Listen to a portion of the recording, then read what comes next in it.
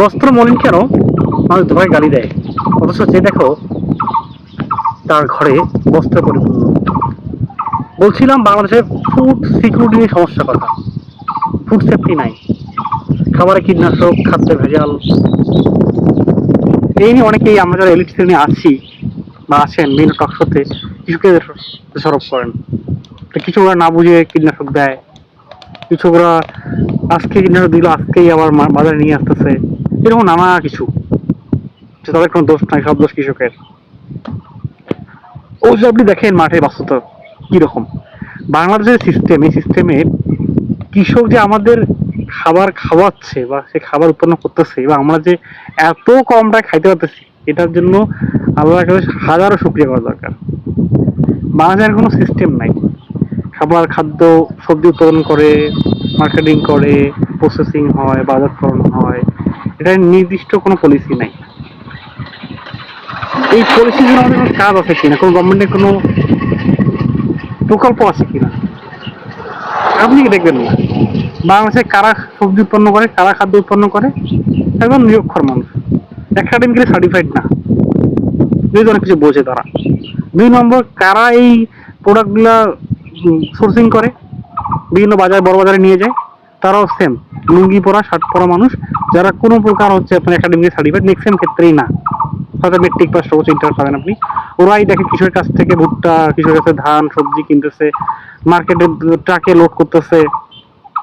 ওরাই আবার দেখা যায় বিভিন্ন বাজার, ঢাকার ক্ষেত্রে কারণ বাজার, মিরপুর, দিয়াবাড়ি বাজার বা কামারপাড়া বাজার অথবা চিটাগাং, রাজশাহী, খুলনা, সারা বাংলাদেশে তারা সাপ্লাই চেইন মেনটেন করতেছে।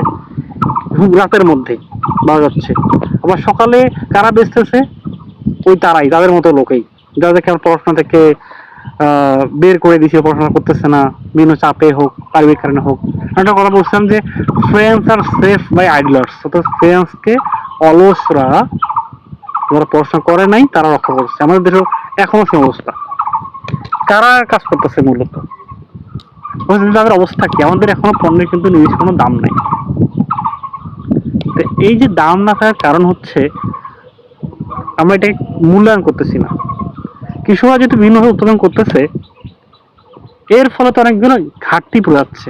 হ্যাঁ, এটা অনেকে যারা আমরা বলি খাদ্যে ভেজাল আছে, কীটনাশকের উপস্থিতি আছে, হেভি মেটালস আছে, এটা বাস্তবতা, সত্য।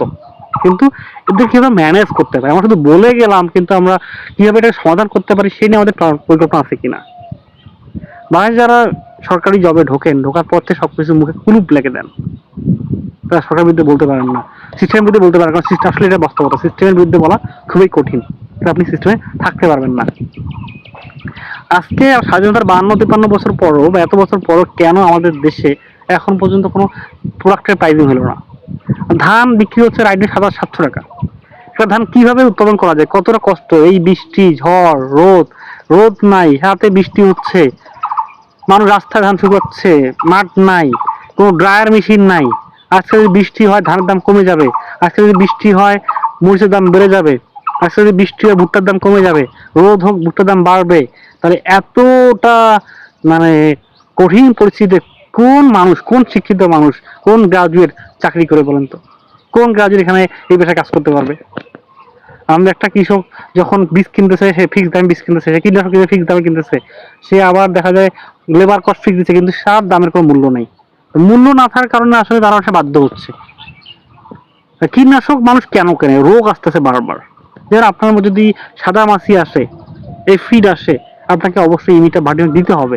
এর বিকল্প যেগুলো কতটা অ্যাভেলেবেল আছে বাংলাদেশে, হয়তো এই বিকল্প কিছু পদ্ধতি আছে, কিন্তু আমরা কি বাজারে অ্যাভেলেবল করতে পারতেছি?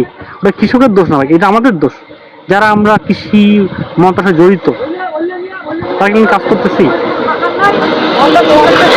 বলে আমরা যেহেতু পারতেছি, তাদের উপর দোষ দিয়ে লাভ নেই। তারা নদীগ্রস্ত দোকানদারের কাছে যায়, সেখান থেকে ম্যানেজ করে নেয়, কারণ আমাকে রক্ষাইতে হবে। ধানে কতগুলো ডিজিজ হয়, এত এত ডিজিজ হয়, এত এত রোগ হয়, এগুলা থেকে প্রতিকারের উপায়টা কি? কেমিক্যাল দেখতে হচ্ছে, কারণ যেগুলো ফিজিক্যাল ইস্যু আছে, হ্যাঁ, এখন ফিজিক্যাল, কেমিক্যাল, বায়োলজিক্যাল সব ধরনের আইপিএম সিস্টেমটা আছে, এগুলো ম্যানেজ করা আসলে একজন কৃষক, যে নিরক্ষর মানুষ, অনেক কঠিন। তাহলে আমরা শিক্ষিত আসতেছি না কেন, সমাধান করতেছি না কেন? দোষ তো আমাদের। আমরা শুধু বলবো কৃষকে আমাদের ফুড সেফটি না, যে আমি থাকবো অন্য জায়গায় যাবো। আজকে কৃষিবিদরা গণহারে যাচ্ছে ব্যাংকে, কারণ কৃষি সেক্টরে কোনো কেরিয়ার করার মতো বাংলাদেশের সিস্টেম নাই। এখানে তো কোনো রিস্ক, প্রচুর রিস্ক। তা শেষ শিক্ষিত সে পরে পরীক্ষা দিয়ে সে অন্য চাকরি চলে যাচ্ছে, বাধ্য হচ্ছে, উপায় নাই। এত ভালো না পরিবেশে কে থাকবে? তা আমরা সিস্টেমে পারছি না। এর জন্য পুরো সিস্টেম, এই সমাজতন্ত্র এই সরকারের জন্য দায়ভার নিতে হবে। 2 নম্বর হচ্ছে কৃষক কেন আসলে ওই দিন কীটনাশক দিয়ে ওই দিনেই কিনে নিয়ে ওই দিনেই বিক্রি করে অনেক সময়। এটা ম্যাক্সিমাম করে না, এটা অনেক ভুল কথা, কিন্তু কিছু ক্ষেত্রে করে। যেহেতু বাজার প্রতিদিনে উপর নিচ ওঠানামা করে, আজকে মরিচ যায় 4,000 টাকা মন, কালকে যায় 3,000 টাকা মন, পরশুদিন 2,000 টাকা মন। সবজি প্রতিদিনে কম বেশি হয়। তো যখন দেখে যে আজকে দাম বেশি, কৃষক ওই দিনেই সবজিতে কীটনাশক দিয়ে বা কোনো একটা কেমিক্যাল দিয়ে সে ওই দিনে নিয়ে যাচ্ছে। টমেটোর ক্ষেত্রে কৃষক হচ্ছে আপনার এক ধরনের হরমোন প্রয়োগ করে, ওটা দিলে মূলত হচ্ছে দেখা যায় পুরোটা পেকে যায়, আর কাঁচাটাও মোটামুটি আধা কাঁচাটাও পেকে যায়। নামটা ভুলে গেলাম। হ্যাঁ, তা এই যে হরমোন কেন দিচ্ছে, মানুষ সবসময় টকটকাটা চায়, কিন্তু যেটা গাছে হয়, গাছে কোনো প্রকার যদি টমেটো হয় 100% কিন্তু লাল টমেটো গাছ থেকে হবে না। যেটা যদি হয়ও সেটা কিন্তু আপনার বাজার উপযোগী না। তো কিছু একটু ইমেচুর বা মোটামুটি মেচুর টাইপের সবুজটাই সে কিন্তু কালেক্ট করে নেয়, দেন বাজারে গিয়ে তারা এই কাজটা করে। মূলত কৃষকরাও এই কাজটা করে না, এই কাজটা মিডিল যে ম্যান বা মধ্যস্বত্ব ভোগী বা বাজার যারা নিয়ে যায় তারা করে থাকে, বা আড়তদাররা করে থাকে। এটা আসলে একটা ভুল। এই জন্য আমাদের যেটা করতে হবে, জনগণকে এখান থেকে ইনফ্লুয়েন্স করে জনগণ প্রভাবিত করতে হবে, না আমাদের টমেটোটা এরকমই, বাসায় নিয়ে গেলে পাকবে। কিন্তু ওরা করে কি, ওই লাল টকটকাটাই নিতে চায়। যে দিনাজপুর টমেটো ঢাকায় যখন নিয়ে যান, আপনি যদি লাল মেসুর টমেটো নিয়ে গেলে আপনার ওটা থাকবে না। তারপরে একটু মোটামুটি পুরোপুরি লাল হয় না এরকম টমেটো নিয়ে যেতে হবে, তাদের এইরকম টমেটো কনজিউম করতে হবে, কিনতে হবে, দেন আপনার বাড়িতে এটা পাকবে। তো আমরা বলতে চাচ্ছি যে আসলে সিস্টেমটা আমাদের সবাইকে নিয়ে আগাইতে হবে, শুধুমাত্র একজনকে দোষ দিয়ে সমাধান হবে না।